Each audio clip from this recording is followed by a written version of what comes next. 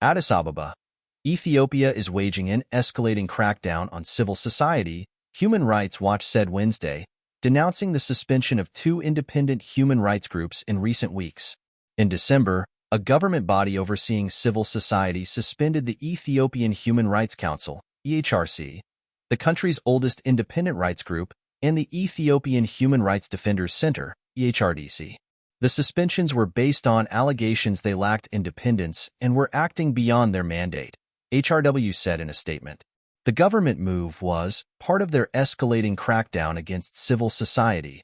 The Ethiopian authorities over the past year have waged a relentless assault against human rights groups, said Mausi Segan, HRW's Africa director. By suspending groups engaged in critical human rights documentation and advocacy, the government is showcasing its intolerance of independent scrutiny, she added.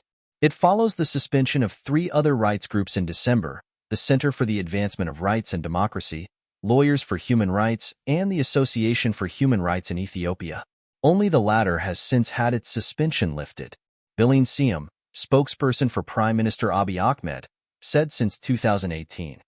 When Abiy came to power, significant measures had been taken to create a more inclusive and legally grounded environment for all actors to engage meaningfully in Ethiopia.